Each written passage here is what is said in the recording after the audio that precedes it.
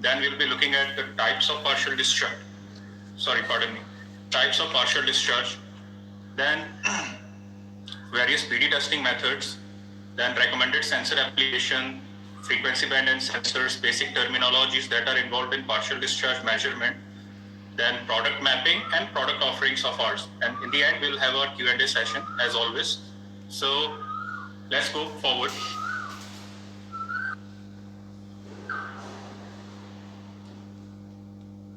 What is the PD?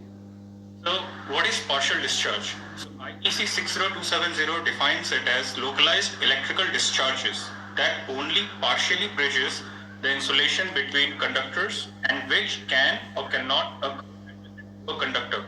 So the basic things that we have to take out of this particular definition is, first of all, it is a partial discharge, that is partial plus discharge.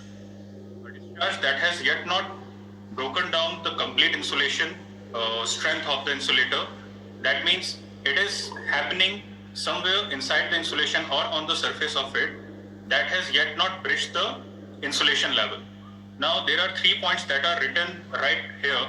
These are of prime importance. First one is these are localized electrical breakdown. That means these are actually the discharges that start happening at the physical defects at a very small level. That is at a very microscopic level, and they are at very primary level of their inception, right? Second, they can be inside or on the surface of the insulation, as I said while in the definition. So they can be inside the insulation, or they can be on the surface of the insulation. Now last one is the high voltage stress. What exactly does it mean is that we are trying to, with this definition, what exactly we are trying to say is, with high voltage stress at these physical defects, the defects that are inside or on the surface of insulation, they give out these discharges. Partial discharges start occurring only when you charge these areas with high voltage. This is why the term high voltage stress has been written over here. So with this idea, we'll move forward. Now, what are the byproducts of partial discharges? By this, what we mean to say is, first we saw what partial discharges are. So they are physical defects that turn into partial discharges, or that show you discharges or the signs of discharges and high voltage stress is applied on them. Now, when it is applied on them, discharges, they give out something. Just like any other discharge that we get to see in our day-to-day life. To give you an example is when we light our matchsticks. So whenever we light our matchsticks, it is basically a chemical reaction, but it is the most suitable example that popped up in my head. So let's see what happens when we lit our match. So basically, we get to see the light of the flame. Then we know as we have burned it, or as we have ignited it, it is quite hot. And then we get to hear some smell. We get to smell something, some odor is there, right? Because of the chemical reaction, as well as we get to hear some noise that your match has been lit. So as soon as that particular candle of yours, it catches fire, that stick of the matchstick. So these are the same things that has been discussed over here. Like, first one is light. So whenever there is a partial discharge, there will be light, of course. But the problem with this light is, the chances of discovering this light or chances of seeing this light is quite less if the partial discharge is happening inside the insulation. Alright. Second one is heat. As we discussed, whenever there will be partial discharge, that means high amount of heat dissipation in a small amount of time. Right? So at that time, there will be hot spots that can be detected, or infrared radiations coming out of the hotspot that are detected by thermography that is already available in the market. Now I'll be switching to this last one. There is one more thing, the chemical reaction that takes place whenever the partial discharge is there, because we have insulation of different kinds, like you have epoxy kind of insulation, you have ceramic kind of insulation and whatnot. So some chemical reaction is always taking place, and to counter that or to take care of that particular thing, we use gas analysis methods. Like in case of transformers, we have got our online DGA or we have got our DGAs. And in case of GIS, when the fluid is there, in case of GIS, you have got your gas analyzers, right, to detect if there is any gas like SO2 or something coming out of it. Now, these two methods, they are of prime importance here, and these are the two methods that we will be discussing today. Now, acoustic and electromagnetic. These are basically the sound waves, or basically the waves that will be coming out of the source of the partial discharge, or coming out of from the physical defect which is under the high voltage stress. So these are of two kinds, acoustic and electromagnetic one. Acoustic one, they can be audible or inaudible. By inaudible, we mean to say these are ultrasonic waves. That is, the frequency of the waves coming out of the sources are above 20 kilohertz. So ultrasonic waves are there. We'll see them in detail, so don't you worry. I'm just trying to give you a brief idea about the kind of thing that we are dealing with. Now, electromagnetic is again the waves of electromagnetic frequency ranges that are coming from the source of the partial discharges. They are basically transmitted UHF kind or induced TeV kind of waves. Now, moving on. Now we'll see what are the different kind of partial discharges or the different kind of defects that we get to see when we talk about partial discharges, or what leads to the partial discharges. Now, the first one is floating potential. Floating potential is basically they are foreign or loose objects that are inside the insulation.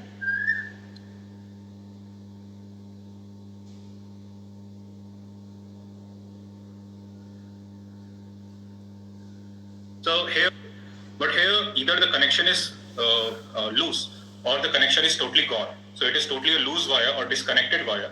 Now, due to this particular thing, what happens is, in this particular area, as if you can recall the equation of electric field, it is E equals to V by Q. That means electric field is equals to voltage applied upon the charges accumulated, the distance between them, right? So what happens is, as you have created some distance, or you have disturbed the electromagnetic equilibrium of this particular area, of this particular insulation. So this leads to this, loose connection. It leads to ionization in this medium.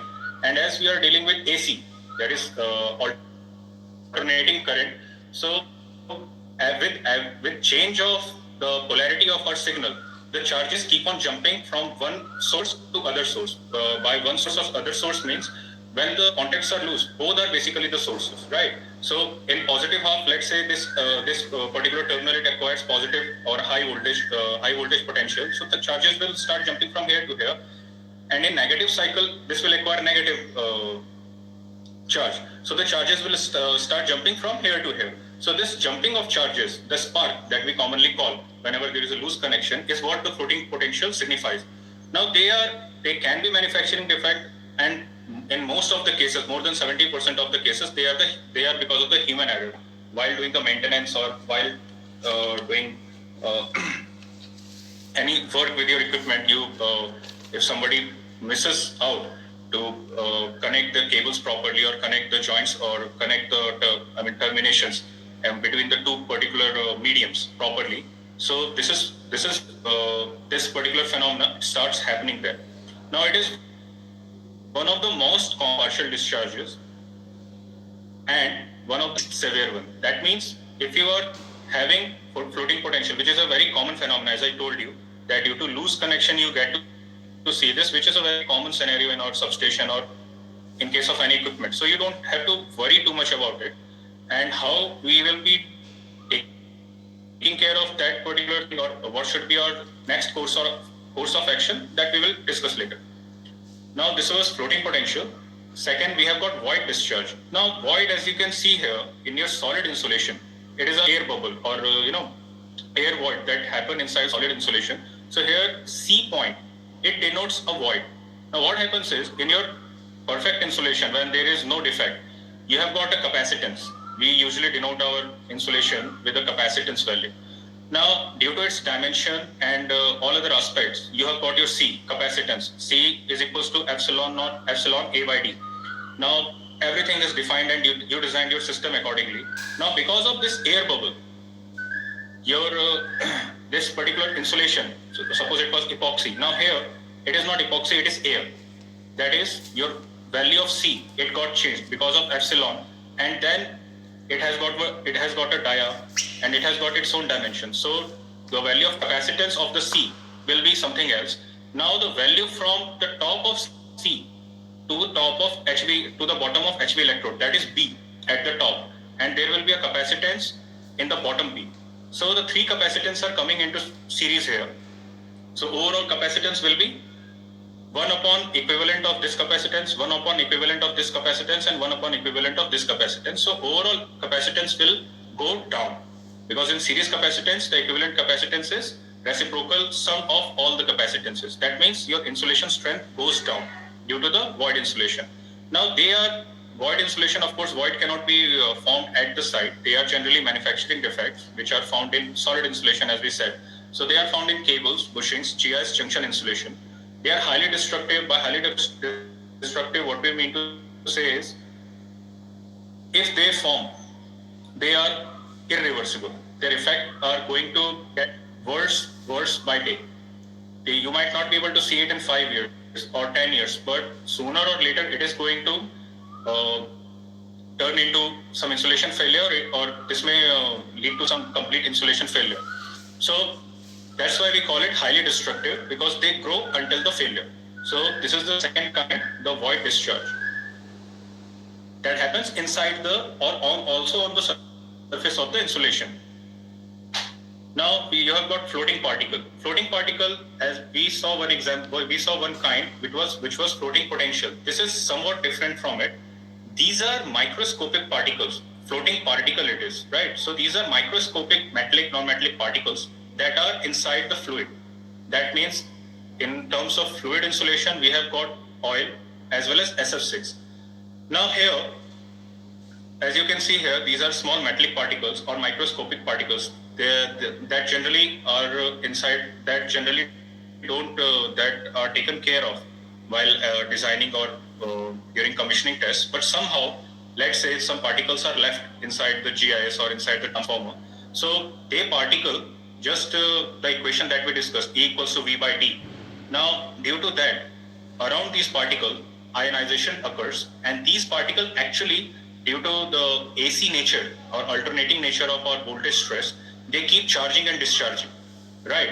Now, on their own, they are not very dangerous, but if they are near to any insulator, mostly the support insulator that you have inside the GIS to support your conductors or the insulation barriers. So if they are in close proximity to those insulators, they will cause immense damage, because slowly they get embedded in those surfaces, and discharging slowly grows into something else that we'll see.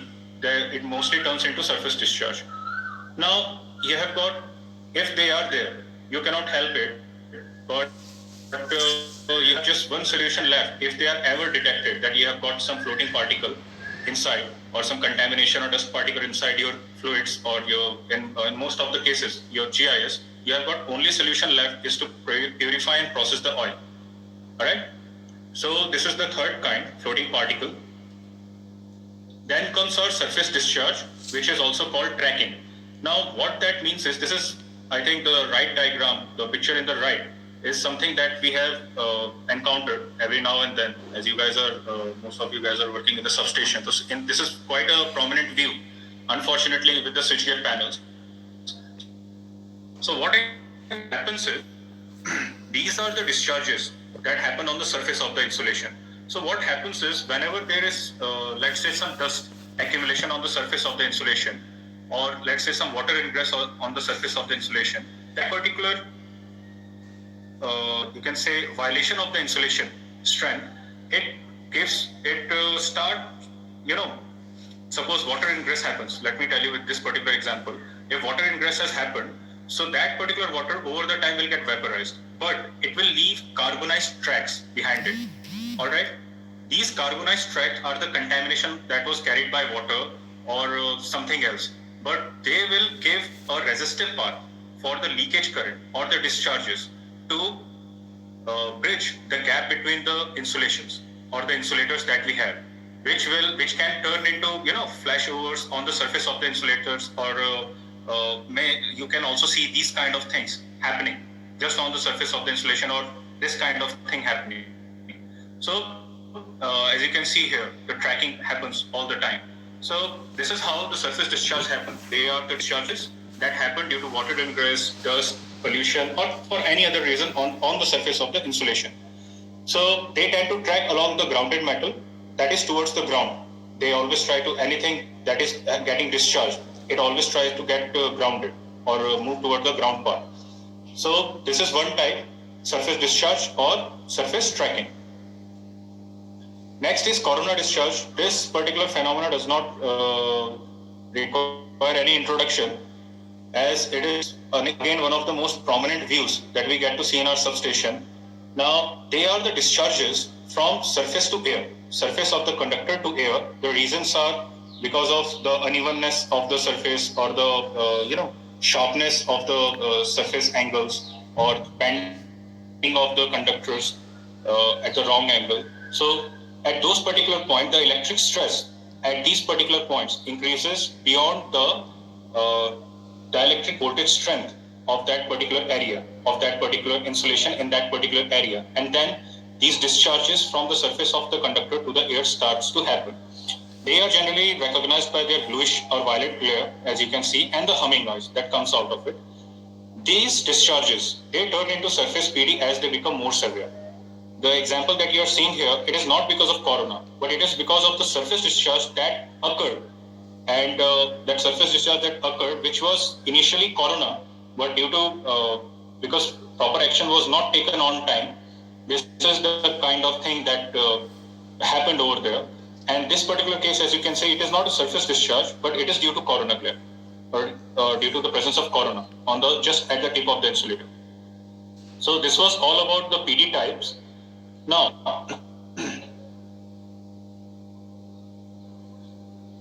now the question comes: why do we need to test PD when so many testing methods are already available in the market and people are actually using them?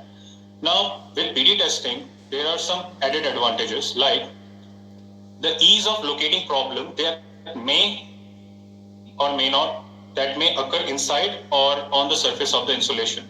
So PD testing is one of the methods where even when your system is running, whenever your system is working, you don't need to take any kind of shutdown. So this is one thing that is one of the things of prime importance with PD testing. And you can locate your problems, pinpointing the problems. This is one added advantage of PD testing. Then it mostly is a predictive analysis tool. By predictive analysis, what we mean to say is, suppose a defect is detected. We have already detected it. We know, some partial discharge is happening. Let's say some corona is happening or some void kind of discharge is happening over there. Now, due to one reason or another, because it is not actually very feasible for us at the substation to take the shutdown more often than not. So what we do is we put that particular area of the insulation or that particular case in our monitoring system or in our monitoring. We continuously monitor it whether that particular defect is getting worse or that particular condition is same or it is getting worse. So by doing that, we get to see whether things are going bad or not, or if it is going to turn into something bad or not by doing the trending of the data. So that's why it is a predictive analysis tool. We can actually predict or we can actually see if it is going to get bad in some years or not. Now it has got alarm system. Of course, if the things are going bad and you are monitoring it on a continuous basis, you can easily using this predictive analysis tool, you can always have an alarm system to alarm you people. The rate of increase is too much or the rate of increase is too high in your system. Now it is an online testing system, as I said, so it does not require any shutdown. So these are some advantages of PD testing that are not actually found in most of the tests. So now next is we are testing PD. That is fine. The reasons are mentioned over here. Now, what to test? When we say we are doing PD testing, now what exactly to test? So the first one is PD type. All right, PD type is the types that we saw. Which one of it is? Because we saw in the earlier slides that PD, depending upon its types, has also been categorized in various severities, like corona and floating potential. You can recall, I said they are of least severity because they were there, and they are not something that actually cause too much of a trouble with your insulation system, even if they are. Although if they are, you must always be aware or you must always be monitoring them if they are there, that they are not getting or they are not turning back over the time. Now, second that you need to observe is your magnitude of discharge pulses. That means what magnitude is it? As I said, in the predictive analysis tool, we get to see the change in the magnitude. Now, because of a lack of a IEC, IEEE, or any known international standard that says yeah, a particular discharge type of a certain magnitude is bad above or below a certain magnitude. That particular data is not available with us because because of some reason best known to these standards. Now, what we do here is, if we have one magnitude, let's say we have got one reference magnitude, we took one value. After that, we do the trending. That yeah, at a day it was 65, then it increased by 10% or decreased by 5% or increased by some other percent or decreased. So like that, we do the trending. So that's why we need to take care of the magnitude of discharge pulses. Then comes the pulse repetition rate. As we are dealing with the alternating voltage, so our pulses, they keep happening over the time. These are actually rate of discharge pulses per unit second. The number of discharge pulses that you obtain per unit second because of the 50 hertz supply that we have over here. So this is also one of the important parameters to tell you if the discharge has actually gone bad, right? Although it is not absolute, the all points that I have mentioned over here, let me come to that after this. And also you need to know the discharge power. That means how much of the discharge, how much of milliwatt or microwatt of discharge had occurred over there. You should get all these data. Only then you would be able to see how much of a discharge, or how, after knowing what kind of a discharge it is, what is the exact status, or what is the status of the discharge and what is the status of your insulation. So your analysis should comprise of all these 4 points, not just one of them or two of them. All of them, they comprise to give you a complete idea of the status of the insulation or the status of the discharge. Hope this is clear till now, why and what. Now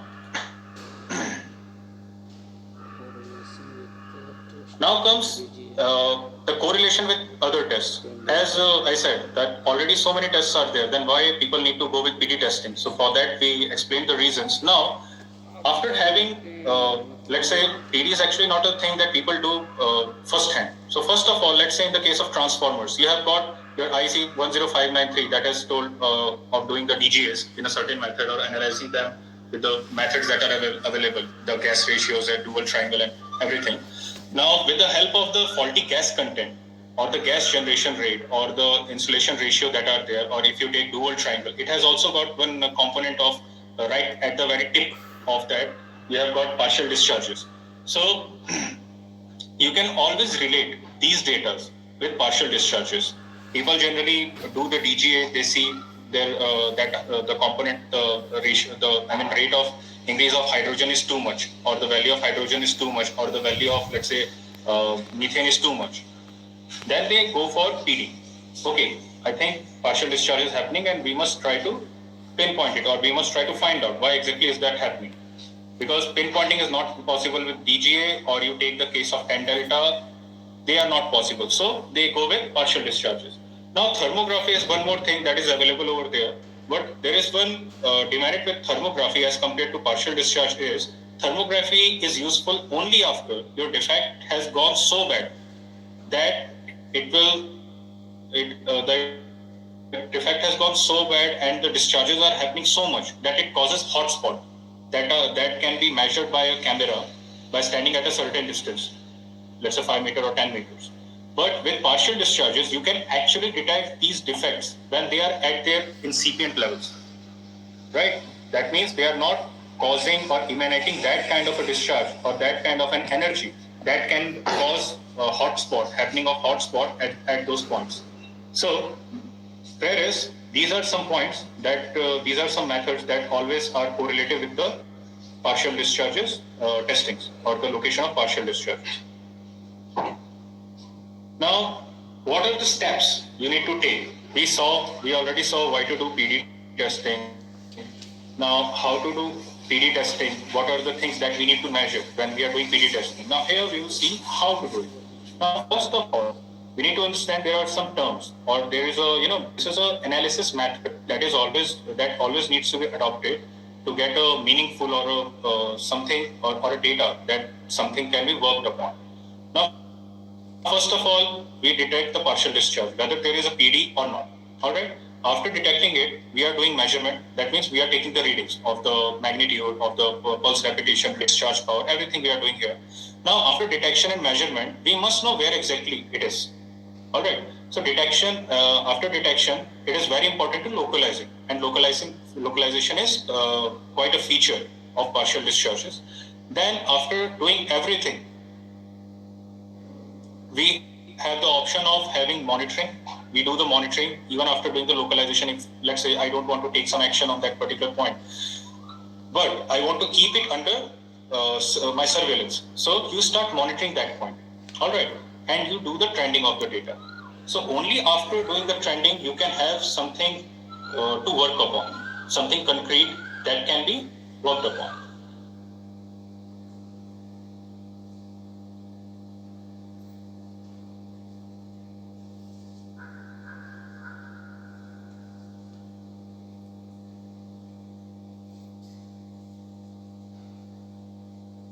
चल रहा है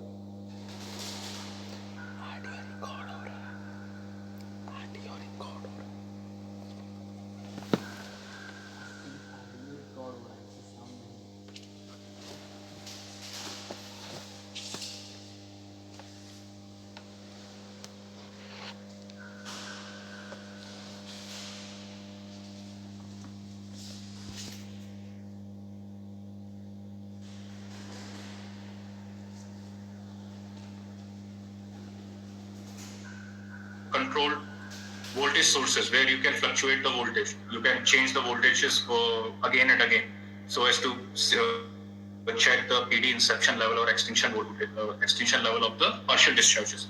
Now that this kind of a facility might not be available for online PD monitoring. Okay, because here it is a non-intrusive method that we are trying to propose, or it is a non-intrusive method that is available in the market. They generally do not require any shutdown. They have to work on the system frequency, on a system voltage that is at a particular frequency, at a system frequency. So this is what we are going to talk about today. Not this. This is a totally different topic. Now, with online PD testing or on-site PD testing, you have got actually two methods. First one is portable. Second one is continuous monitoring. I think you guys must have got an idea till now. The portable one are the condition-based or on-demand methodology kind of kits that you have. That means whenever, let's say we have a case of a transformer. I took DGA, and DGA shown that there is hydrogen or methane, or with the help of dual triangle, I can identify some partial discharges happening inside that particular transformer. So after that, I'll try to localize it. So I'll take my kit on the site or near that transformer, and then I'll try to localize it, right? So that particular thing is my portable one. That is condition-based maintenance kind of a kit. Now, second one is your continuous monitoring one. So in continuous monitoring method, we have got 24/7 monitoring system. That means I'll have my sensors installed in the transformers, on the surface of the transformers, wherever the point is, or whatever the kind of sensor it is. And those sensors will be taking reading or be taking the data in a monitoring unit of mine. Right, and that data can be displayed anywhere as per the desire of the customer. Like if you want to see it in your control room, or you want to see it in your regional office, regional center, or wherever you want to see it. So that can be done. So I hope this is clear to you that PD measurement are two types basically. First one is offline one, second one is the online. Online one is the topic that we will be talking about today. Here, it does not require any shutdown of the system. It is on the live basis with the help of the sensors that are quite safe to use with. So it is not like you are putting yours or anybody else's life in danger, right? So we'll see the kind of sensors we'll be dealing with. So first one in this on-site one or online one is portable one. Second one is the continuous one. In portable one, the portable one is the portable one that is carried every time I require a PD testing in the site or in the field. The second one is the continuous monitoring one. That means the sensors are already installed and continuous monitoring with the help of my data acquisition unit will be done. Now moving on. Now this is the wave emission technique. These are the online PD test principles that we apply, or these are the principles that come into play whenever we try to do the online PD measurement. Now as we saw, we have got two methods. First one is condition-based maintenance method, that is portable one, and second one is 24/7. Now these are the sensors and this is the technology that takes into account. Now let's see them in detail, what they are. So in wave emission technique, as I said, as we saw in the earlier slide, or for one of the few slides in the beginning, that whenever there is a discharge in the physical PD, defect, whenever there is a partial discharge, it will emanate sound, or it will emanate some waves, right? So these are the waves. First one is acoustic, second one is electromagnetic. These are the two broad demarcation of the waves that will be coming out of it. So the acoustic one has got actually two kind of sensors that are commercially available in the market, right? These are very generic terms that we will be going through so that you can get acquainted with the solutions that are available in the market that will help you in the long run. So first one is the airborne sensors. These are non-contact type dish kind of sensors, right? The ultra dish kind of sensors that we use. We'll see all different kind of sensors later in the slides. This is just for your information and to get an idea, basically. Second one is the contact probe kind of sensors. These sensors require to be put on the surface of the insulation or on the surface of the equipment that you are trying to do partial discharge analysis of. Yeah. So in acoustic, you have got two kind of commercially available sensors or available sensors in the market. First one is airborne probe or the airborne sensor. Second one is the contact probe or contact kind of sensors. Now electromagnetic waves, they are further differentiated or demarcated into three types. First one is high frequency, then very high frequency, then ultra high frequency. Okay, easy I guess. High frequency, very high frequency, ultra high frequency. In high frequency, you have got two kind of sensors, HFCT as well as the coupling capacitor. So HFCT are actually clip-on kind of sensors. They do not require any kind of shutdown. They are just CTs only of high frequency. These are the CTs that capture waves or the signals coming out of your equipment at a very high frequency. So they are not your regular CTs that work on the system frequency. Second one are the coupling capacitors. These are bushing sensors of, you can say them bushing sensors of miniaturized version, right? So they step down the voltage and try with the help of, because they are coupling capacitors. So they also work in high frequency only, and they try to capture the signal or the PD waves that are coming out, the PD current that is coming out of that particular terminal or that particular point where the sensor is. Okay, and from the other terminal of it, you can take the reading. Now you have got transient earth voltage sensors, which are colloquially called TEV sensors. They come under the category of VHF sensors. In UHF, you have got three basic sensor types. Like first one is internal sensor. Now UHF internal sensors, the people who are dealing with GIS, they must be very well aware of it. That in GIS nowadays, people are asking for internal sensors. So just for the information of everybody, even if you don't know it, these are the UHF sensors.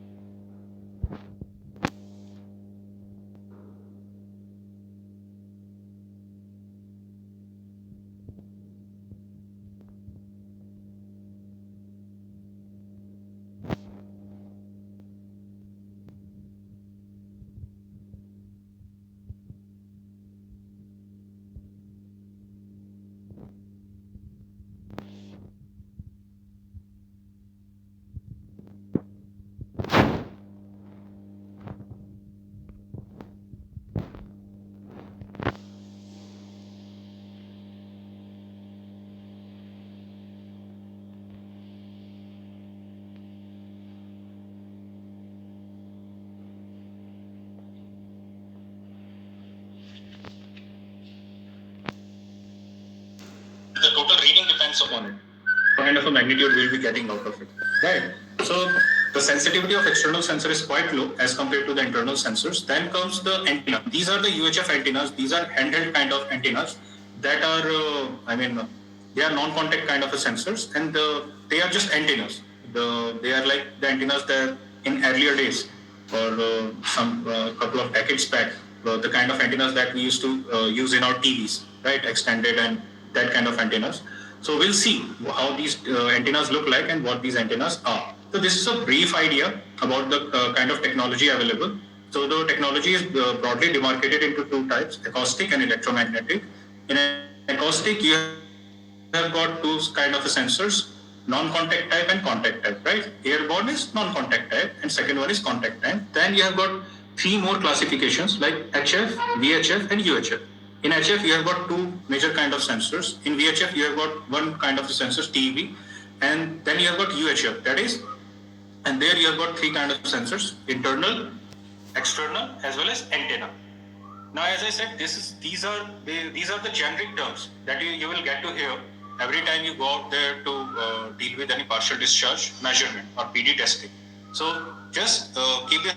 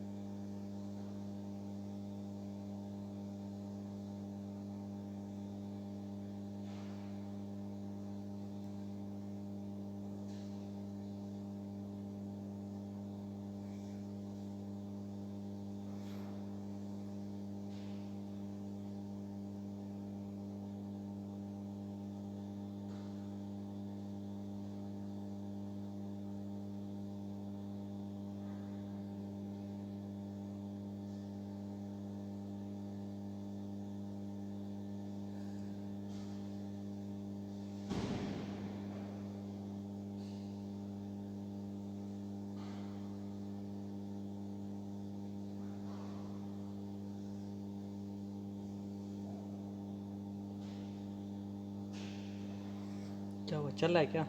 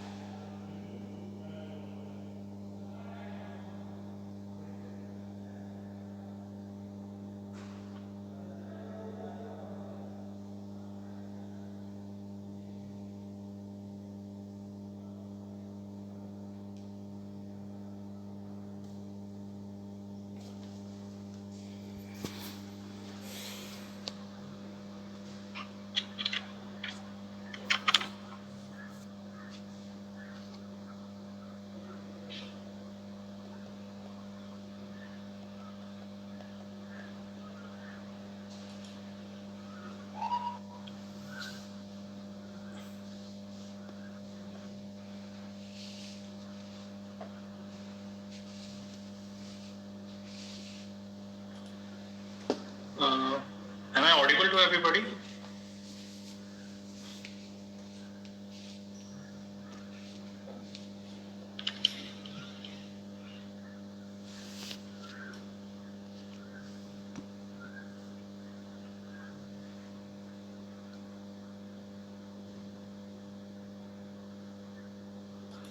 Yeah, Jayant, you can start.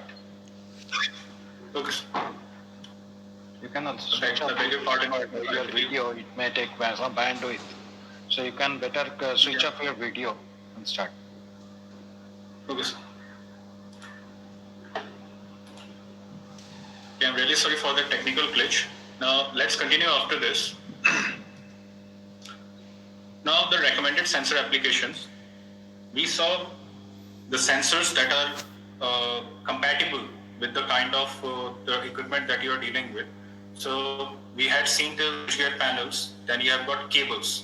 Yeah. So in cables, generally acoustic and HFCD technology or the sensors that are in this region are generally used. Then in GIS, you have got acoustic, HFCD as well as UHF. So except TEV, almost all the sensors are compatible with it. Now this is a very generic idea. This is no hard and fast rule what kind of sensors I'm going to use. Now this is a recommendation, as there is no IC or any international standard that says that yeah, you have to use this kind of sensor only.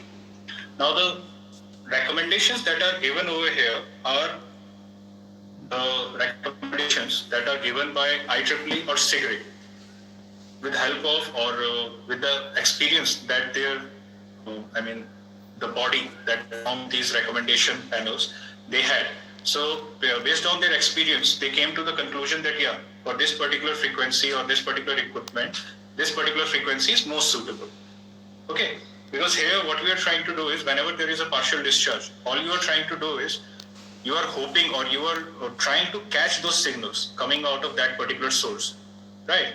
So you must be acting at a frequency range where the probability of occurrence of those partial discharges or the probability of happening or the probability of the waves to occur or lie in that particular frequency range is high. So on the basis of that, these recommendations have been made. However, it has again been pinpointed this way. As you can see in this slide, you have got your power transformer, you have got your instrument transformer, right? You can see the red ticks over here. So these are the most recommended one or most adopted one in the market or in the available technologies that there are in the market. So in case of transformer, be it instrument transformer, be it power transformer, acoustic technology is preferred to detect, pinpoint, localize the partial discharges. Now when it comes to motors and generators, we use HFCTs or coupling capacitors. Okay. Then when it comes to switchgear panels, TEV is most suitable for this kind of an application of detection or localization of partial discharges inside the switchgear panels. Now when it comes to cables, again HFCT and coupling capacitor are most suitable ones. And in case of GIS, UHF is the most suitable. So this is just a rough idea or a rough sketch of how you should be looking at a particular solution whenever you are going out there to find one. Okay. Next, these are the frequency bands as we saw HFCT, RFCT, TEV, everything we saw earlier. Now we'll see in detail what exactly these are. Now you have got your AE sensors, that is your acoustic sensors. These are your contact kind of sensors, and all the sensors have been written over here, and you have got your frequency ranges over here, right? Now in acoustic one, you generally have three kind of sensors, right? As I said, you have got contact and non-contact type. In contact type, you have got this sensor, let's call it acoustic emission sensor. And these two kind of sensors are the non-contact kind of sensors, right? This is the parabolic antenna kind of sensor or dish antenna kind of a sensor with a concentric dish at the end and sensor right in the middle of it. And you have got ultrasound center frequency kind of antennas or sensors. Now comes high frequency sensor types. So first you have got HFCT, RFCT, that is high frequency CTs, or it is RFCT. These are just generic names. So it can be a high frequency CT or it can be radio frequency CTs. Then comes coupling capacitor. Coupling capacitor again is in the range of high frequency. So this is the range, as you can see over here.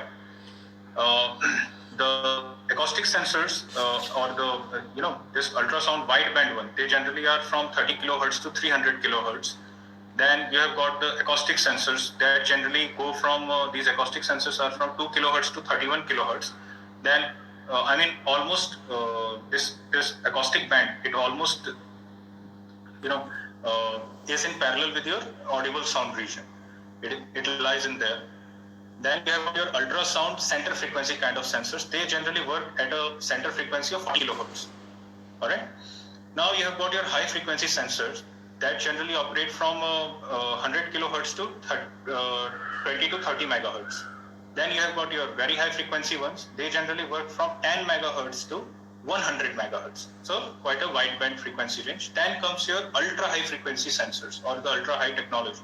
So the frequency ranges that I'm telling you, they are again with the sense or with the recommendation or with the idea of the manufacturer that the probability of occurrence of the partial discharges in these frequency ranges is maximum. All right. These are again not hard and fast, but if you are working on these frequency ranges, you are playing actually quite safe to detect partial discharges, right? The probability of detecting those signals gets higher. So in UHF, our frequency ranges from 200 megahertz to 1500 megahertz. So it is a radio frequency kind of a frequency range. Now we'll see them one by one, what these sensors are and how do they look like. I hope this is clear to you guys. If not, we'll discuss about them in Q&A session. Now, let's take up the case of acoustic sensors. Here, as we discussed, we have got two major kind of sensors, contact one. So this is your acoustic emission sensor. This sensor, as you are seeing over here, it is contact kind of sensor. These are commercially available.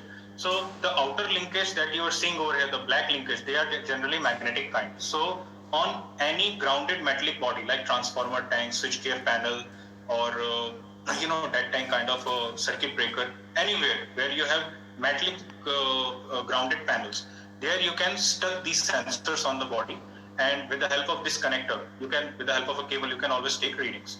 So this is one contact kind, and rest all are non-contact kind sensors. Okay, the parabolic antenna that we were discussing about, that works in the ultrasonic center frequency range, right? Ultrasonic because it is above your 20 kilohertz frequency range, and it generally works at 40 kilohertz. So this is a commercially viable and commercially available frequency range. These are the two sensors, or these are the two antennas that you will get to see very often when it comes to ultrasonic center frequency kind of antenna. So here this is a parabolic dish to concentrate the signals, and this is your sensor to take the readings. Now this one here, this has, as you can see, a nozzle kind of structure is here, so as to take this sensor to the remote locations or the locations where you cannot reach, far-reaching kind of places you can put it and take readings. Now this one sensor or this one particular instrument that you are seeing over here, this is actually the acoustic kind of this works in the acoustic range. The frequency of it is from 2 kilohertz to 31 kilohertz. And as you are seeing here dots, these are actually sensors.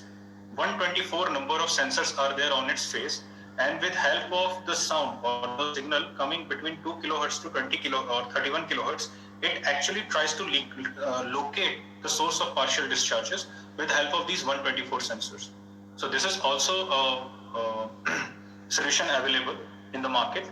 So I hope it is clear to you guys. This AE sensor, it works in ultrasonic wideband, that is 30 kilohertz to 300 kilohertz, and it gets magnetically coupled on the surface of the metallic surfaces, the metallic surfaces that are grounded for the safety purpose. Then comes your ultrasonic center frequency kind of sensors. So these two guys take care of that. Then comes your acoustic sensors. So this particular solution takes care of it. All right. So acoustic is covered over here, all the solutions that are commercially available. Next comes the high frequency one. In high frequency, you have got two kind of sensor technologies. So first one is HFCT or RFCT, that is high frequency CTs or radio frequency CTs, and second one is coupling capacitor. So please don't confuse between HFCT and RFCT. These are generic names which are used interchangeably. All right, so there is no worry about using them. Now, there should not be a confusion actually between them, why it is high frequency, why it is radio frequency, because the electromagnetic wave, the moment you are getting into megahertz, you are already getting into the radio frequency.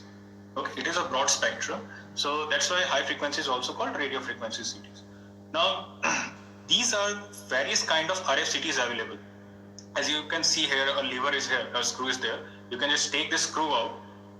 This it will get open. It is a clip-on kind of a CT, so it will get open. You can place it around the wire that grounds the sheath of the cables generally. That is the quite common application of it, or the earthing plate that grounds the transformer tank. So across it, you can place these RFCT without without any requirement for the shutdowns. And they come in various IDs and ODs. So as per your requirement, you can use them. Now high frequency, as we saw, they have got frequency range from 100 kilohertz to 20 megahertz. So they all of them almost comply to that frequency range. Now you have got HFCT.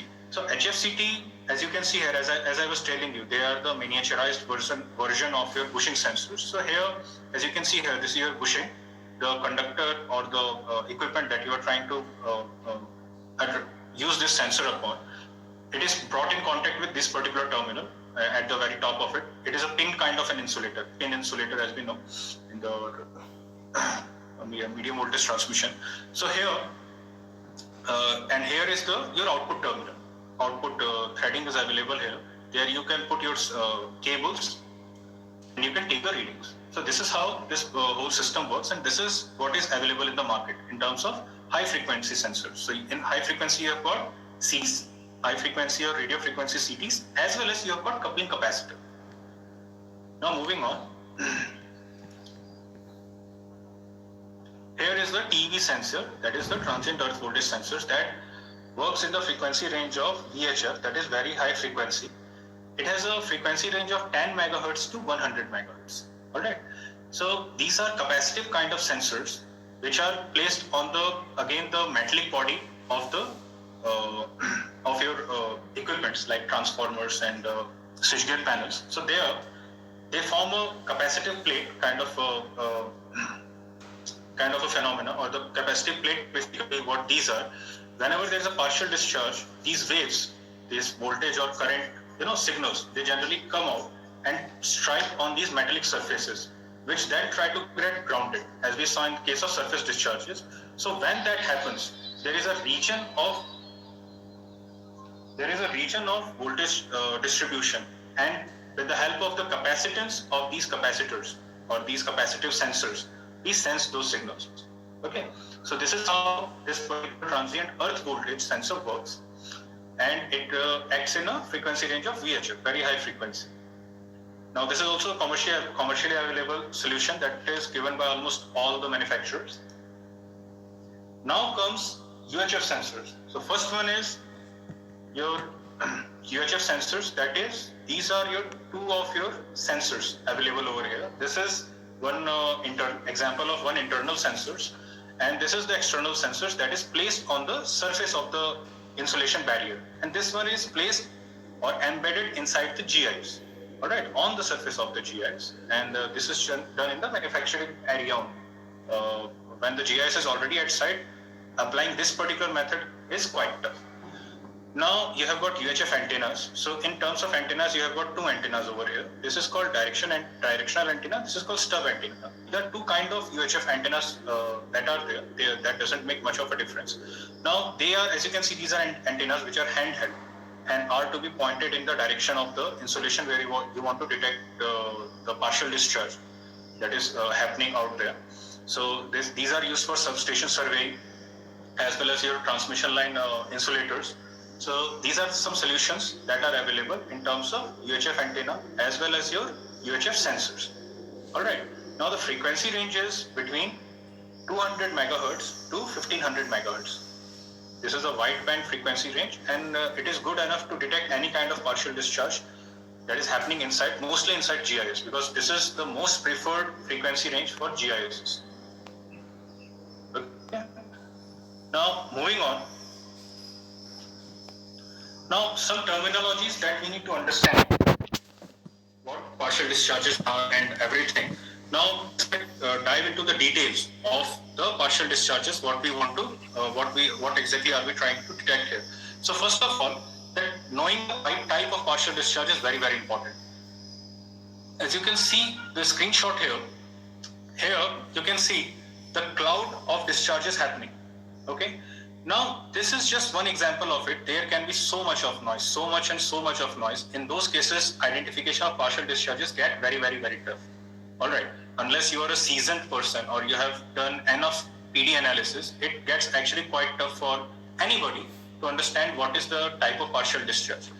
Now, the system of yours, so that is one problem that will be taken care of later.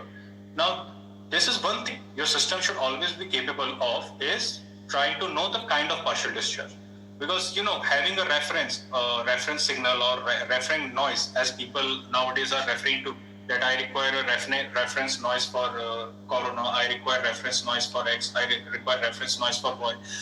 It is actually it sounds quite easy, but it is actually quite tough, because in substation we have got so much kind of a variety, such a variety of equipments available.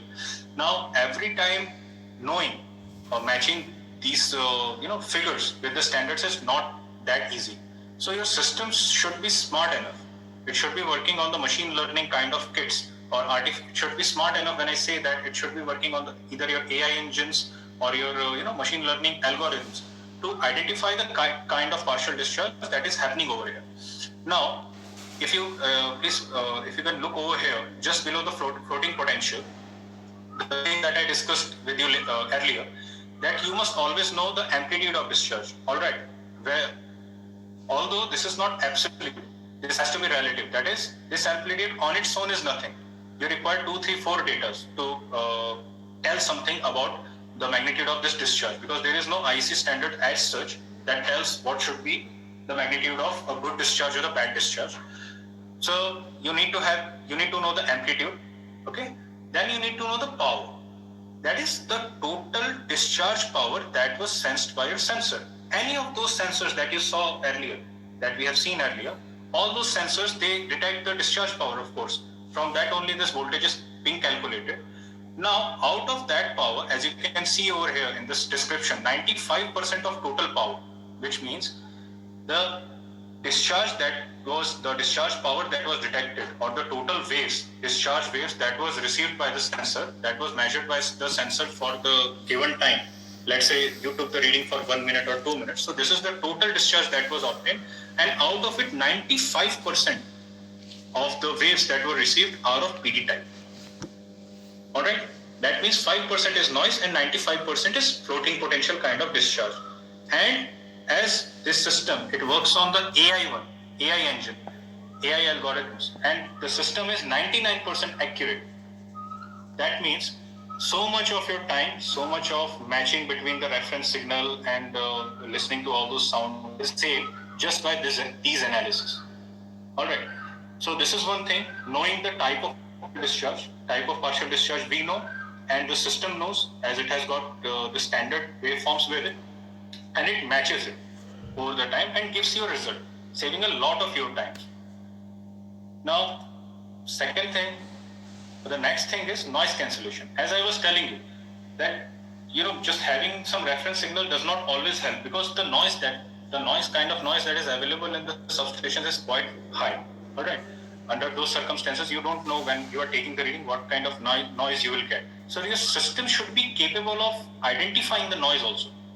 As you can see over here, noise or external signal was identified by the system. And as you can see over here, the discharge energy that was taken is 100% of total power. That is, it is 100% noise, and the system is sure about it. So this is how good or how smart a system should be if you really want to do PD analysis with it. Right. Next comes TRPD. Now, this is a very important term that is used for the analysis of partial discharges. This is a graph that you are seeing over here. TRPD basically stands for phase resolved partial discharges. Okay, this sinusoid is reference frequency of your system. Whatever frequency your system is working upon or that particular equipment is working upon, I'll take that particular frequency only. Magnitude of voltage is not relevant. It is totally irrelevant over here. So that's why it is phase resolved. So I have a sinusoid, I have resolved this particular discharge pulses or the discharge pulses that I'll be getting in terms of phase. So you have got a phase 0 to 360 degree. Now you have got 50 hertz of frequency, and the frequency that will be there, the discharges that you will be getting with reference to your phase, they'll keep on superimposing on each other. Alright, it's not a discharge, it is not the signal that you capture over a period of 1 second or 2 seconds. Even if you take the reading in 5 minutes or 10 minutes, the superimposition will keep on happening. Okay, that's what actually phase resolved partial discharge means. That you have a system frequency reference and then you are monitoring the clustering of discharges and the shape in which they have clustered. On the basis of which different type of partial discharges are monitored and are identified, as well as noise cancellation is done. This particular thing, although there is a standard IEC 60270, as you guys are very well aware of it, that particular standard has actually recommended and put that in their paper. This method was recommended in that paper only in IEC 60270. But that particular standard is applicable for online PD. But this analysis tool is very well applicable in online PD methods. With the help of it, you can easily identify the partial discharges as well as you can cancel the noise.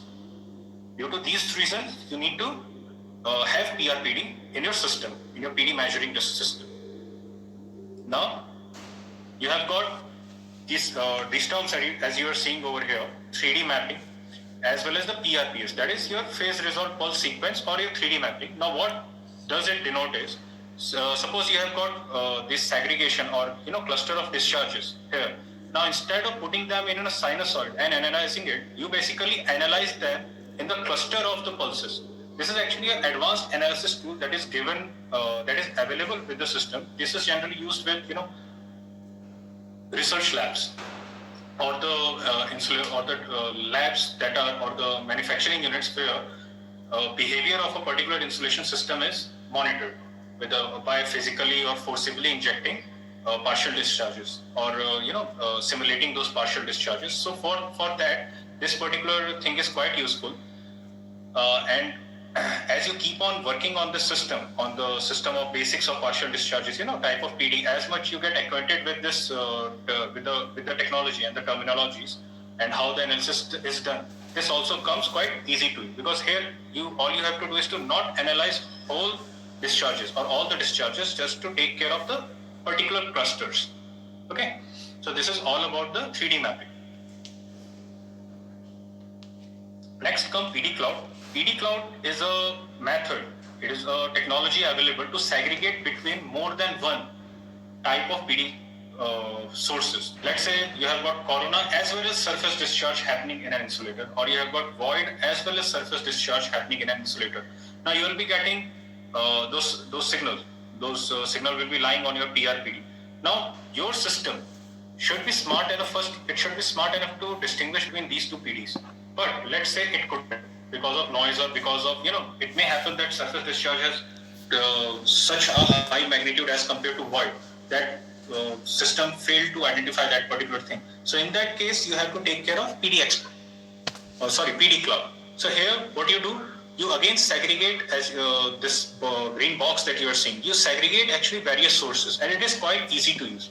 This might look intimidating to you, but it is quite easy to use. And you can easily segregate between different kind of PD sources, if they are. So this is again one advanced tool available in the system. Now, you have got time of flight. Now, whenever we say we need to pinpoint the partial discharges or we need to localize the partial discharges, now what is the technology behind this localization? So this technology is called time of flight or time of travel. Now, what does that mean is, suppose this is actually a case study that we did. So here what we did, the internal UHF sensors were there, and inside that particular GIS, this is a case study of a 400 kV GIS, and inside that GIS somewhere, somewhere they had put some nuts and bolts. All right, without telling us. This was done in a GIS factory, a manufacturer's unit. So everything was done in a controlled manner. So they had put these nuts and bolts inside the GIS chamber, and after that we were asked to do the PD localization as well as PD identification, where exactly that defect is lying, and we were not told about it. So after that, when we did it, as you can see, the pulses that you are seeing over here, they are almost of same kind here as well as here, irrespective of their magnitude. So what we basically do is, generally UHF signals, they travel at a velocity of propagation of 2/3 of speed of sound. That is, if it is a UHF signal, it mostly be traveling at 66.6% of C, that is speed of sound. Now, on the basis of the distance of that particular source from the immediate two sensors, we try to identify, okay, because there will always be a time of flight, that is a particular signal, depending upon the distance from a particular sensor, it will be detecting, or the sensor will be detecting that particular signal at a certain delay as compared to other one, right? Because the signal, these UHF signal are quite attenuating. They will always attenuate. Any signal will attenuate over the distance. So longer the distance, lesser will be the magnitude. So on the basis of that, we actually multiply VOP into T, and we identify the length of, or the distance of that particular source from the 2 points, from the two sensors. So that particular principle of analysis is actually called time of flight, or time of the sensors from the PD source. Now comes product selection. You have got product mapping, as we saw. Now here you have got detection, measurement, localization, monitoring, and trending. Now we'll see exactly how to put into action, or how exactly to apply it physically. Now first one, as we saw in acoustic one, you have got this particular sensor that works in the acoustic range. So with the help of these various sensors, 124 number to be exact, you throw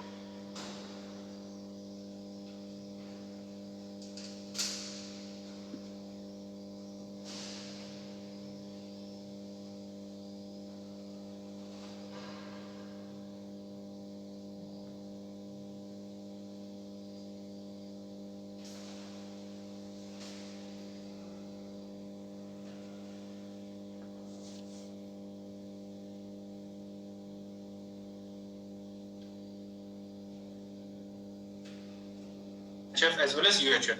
So your acoustic sensors, your UHF sensors, the sensors that are already in the GIS or the external GIS the UHF sensors, as well as your HFCP and your TEV. All the sensors are compatible with, and this particular system is compatible with the PD surveying. Next comes your PD specialist kit for acoustic system. So acoustic, as we discussed about that, acoustic is most recommended for power transformer. So here you have got 4 acoustic sensors and 1 HFCT sensor. HFCT sensor is for noise cancellation, and these 4 acoustic sensors are placed on the tank of this transformer. And with the help of time of arrival, the principle that we just discussed, we try to localize the partial discharge inside the transformer tank. So that is one of the most important aspect of this particular kit, that it does detection, measurement, localization, and monitoring and trending can be done. Next comes your, again these are PD analyzers. This is 3-channel and 6-channel, but they work in HF as well as the UHF frequency ranges. The frequency ranges are software changeable, so you don't need to worry about that. So these 2 particular kits, as you are seeing here, they do all the purpose, just like the last one: detection, measurement, localization, monitoring, and trending. So as you are seeing over here, and as we discussed, it comes with the sensor set depending upon the kind of application that you have. Suppose you want to do the PD testing of your generator and motor, so you will require coupling capacitor. If you want to do PD testing or PD monitoring of your cable, so you will require RFCT. If you require PD testing of your GIS, if you have got internal UHF sensors, it is fine. If not, we have got external UHF sensors. So almost all the equipments are taken care of by these two kits. They are the same kits, it's just that it has got 3 channels, it has got 6 channels. The specialty of all the kits that we just saw is that they are all battery operated. So you don't need to worry about, dragging a cable all around your substation. Now comes our monitoring systems. These are continuous monitoring systems, that is the sensors. So suppose this is a case, this is just a generic case. Suppose the sensors are there, depending upon the kind of application that you have, just like we discussed, in cable you need RFCT, in a generator motor you need coupling capacitors, and in transformer you need either tap, or 10 delta test tap kind of a sensor, or you can also use HFCT kind of sensors around the neutral winding, around the neutral bushing. So there you can have those inputs in these data acquisition units, and with the help of these units they can form a chain of hundreds such units, that is 600 data points can be taken care of by one network, which can be monitored in the PC. So this is a monitoring system which detects and localizes the partial discharges. This is the 24/7 monitoring solution that we just discussed. Earlier one were the portable one. Alright. So for all the equipments that you have, you can adopt this particular technology for your continuous monitoring. Now here is the product offering. Just this is one slide just to show the kind of product range that we have, just to interest you in that. So in case of power transformer, you have got your detector 3i, the kit that we saw right at the very beginning. Then you have got surveyor, that is your DIM block 4. Then you have got your analyzer. AR700 is an expert in transformer PD localization. Then comes your PD analyzer, that is your transformer diagnostics monitoring system. Same applies for instrument transformer, everything is the same. Now the rotating machine, because they are almost same, they are inductive kind of transformers. Now you have got rotating machines. So in rotating machine, the principle of diagnostics is the same. So for surveying, you have got DIM block 4. For analyzer purpose, as we saw, that we have got PD analyzer. We can choose coupling capacitor or HFCT to detect the partial discharges in generator and motor. And for continuous monitoring, you have got PD analyzer, the structure that we saw in the last slide. So in the switchgear, you have got NL acoustics, the acoustic camera you saw. It can pinpoint by working in the frequency range, that is 2 kHz to 31 kHz. And also you have got DIM block 4 with the help of the UHF antenna. You can survey the whole substation switchyard without taking any shutdown or anything. Now, for continuous monitoring system, you have got PD map.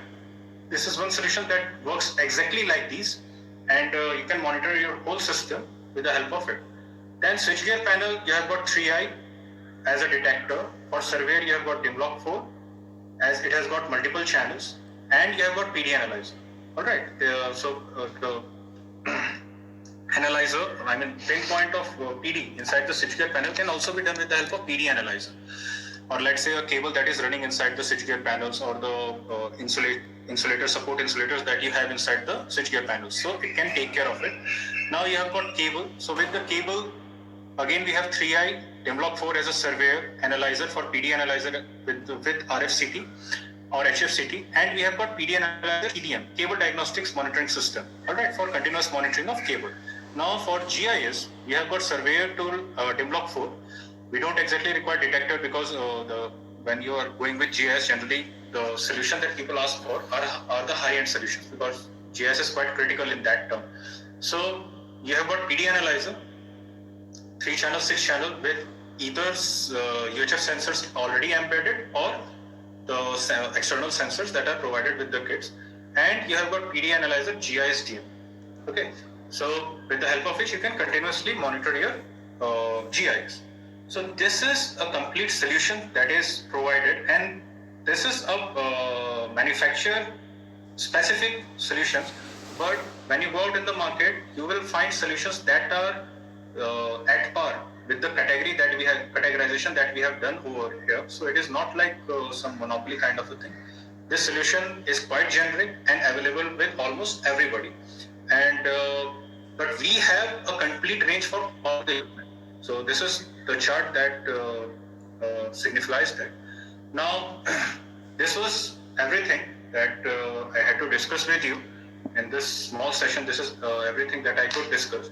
Now, as you are already aware, with Thank the you, Jan. questions, Thanks for your detailing of the system and all other things.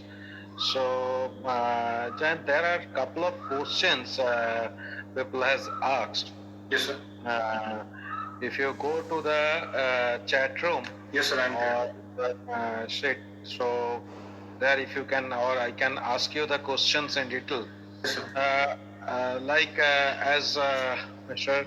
Satya Sankarshan, as very initial stage, he has asked whether PD is a continuous.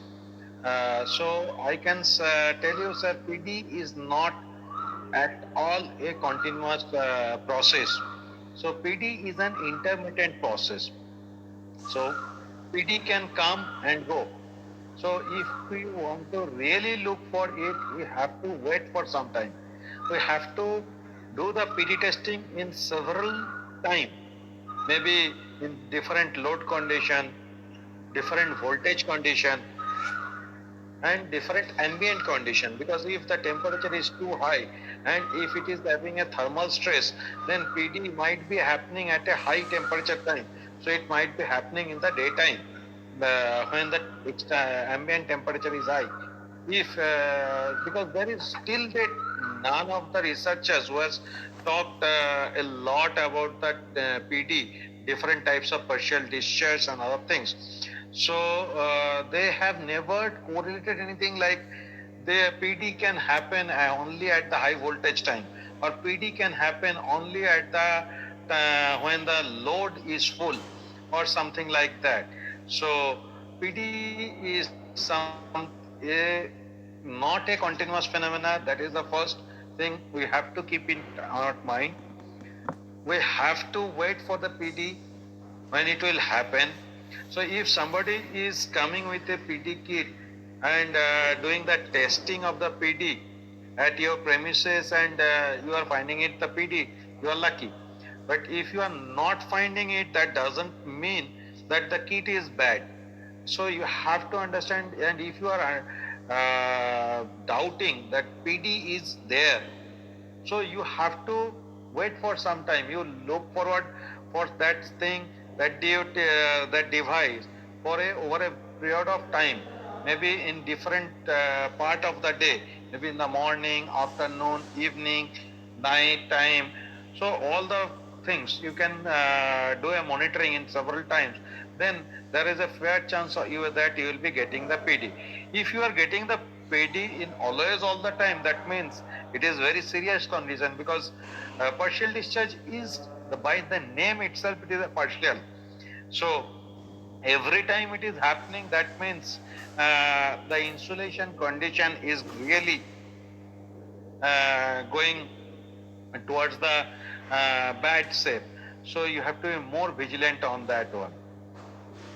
Similarly, Jayant, there are some other questions that you can take couple of questions and you can answer. Or should I read Yes, sir. you?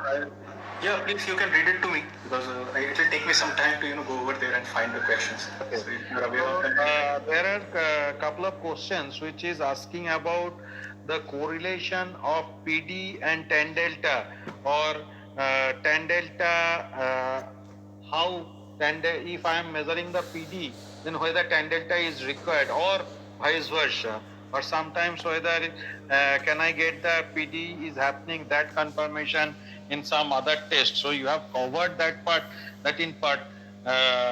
So if you can elaborate that thing into detail.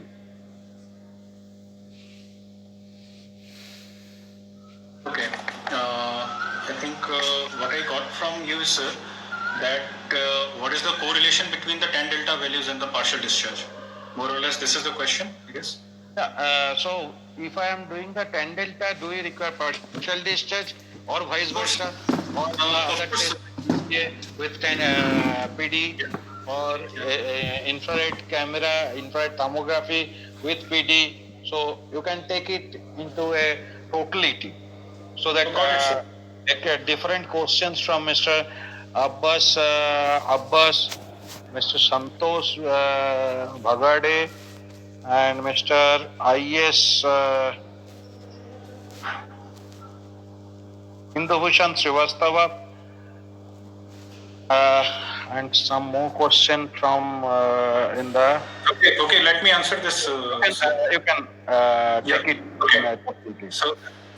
Okay. So in terms of, let's say, 10 delta, or you can have whenever you are doing 10 delta, you are having some values, right?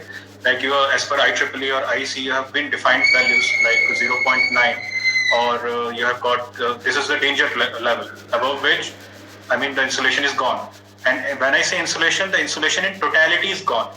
You don't exactly know. Suppose you have got a cable. Cable is, let's say, 5 kilometers or 10 kilometers. When you are doing taking the 10 delta value, you are taking the value of the whole cable at a point. Not at a point. It is actually you are taking a global reading, not a local reading, as you say in terms of the cable fault location system. Right.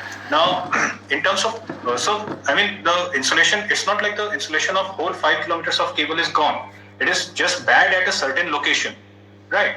Now, for 10 delta, if you have already taken 10 delta, or people generally go with 10 delta, so once you have discovered that the value has either crossed 0.5 or it is anywhere between 0.5 to 0.9, it is critical only, right? Above 0.5, you have always be careful about what the value is.